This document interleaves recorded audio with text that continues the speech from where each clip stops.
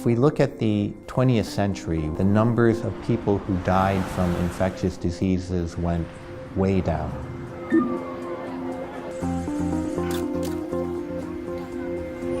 The new era of technology. We know that in the cars we drive and the entertainment that we have and the way we travel and the breakthroughs in medical technology. The new antibiotics and antivirals, the cancer medicines that we see coming down the line is sensational. We didn't have this kind of capacity back in 1918. This year marks the centenary of the worst pandemic to strike humanity since the Black Death, the Spanish flu. It started out like any ordinary flu. People suffered from sore throat, fever, headache. Then it went on to become more sinister.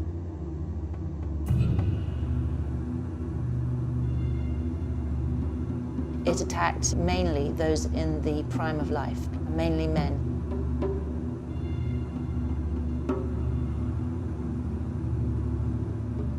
In 1918, there were no antibiotics. Doctors recommend aspirin. Really, the only medicine that doctors had was aspirin, the so-called wonder drug. Make you feel better fast. It infected 1 in 3 people on Earth. It killed perhaps as many as 100 million people.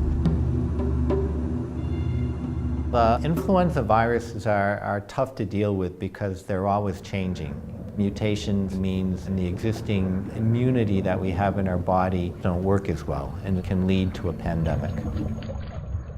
Now we are seeing 3 to 5 new emerging communicable diseases with pandemic potential every year.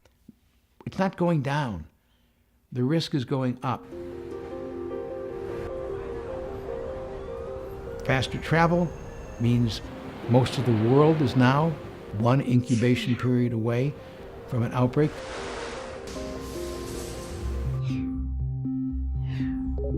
The virus was very distantly related to the 1918 pandemic. But in 2009, we saw the spread of this virus move from country to country much faster.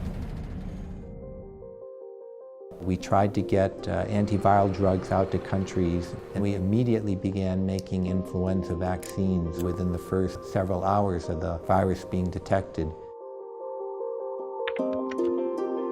One of the primary causes of death really is when influenza progresses and becomes pneumonia.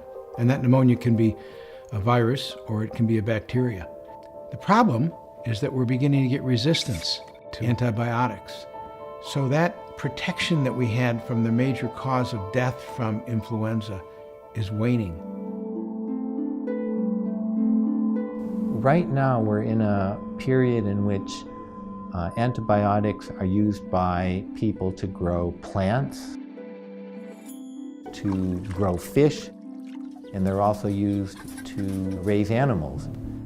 And all of these uses contribute to the development of antimicrobial resistance. We're not using our antibiotic tools in the most prudent and effective way, and it's become a huge problem around the world. About 700,000 people die each year. This could go to several millions of people per year over the next few decades. When you think about how a pandemic grows, it's really a mathematical equation.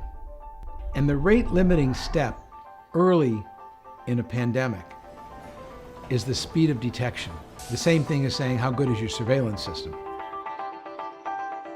Infectious diseases like HIV, pandemic influenza, SARS, MERS, these are all viruses which started in animals.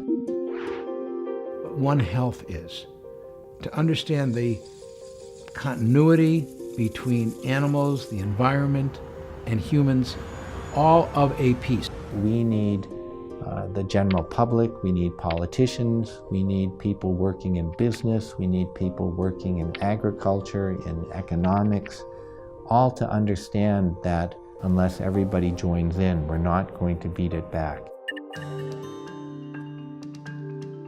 In 1918, science was widely considered to have failed. Today, we are much better equipped.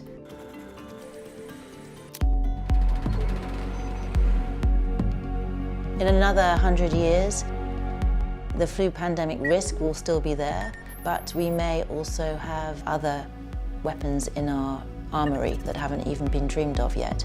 In order to stop a pandemic, every country has got to do what's in the best global interest.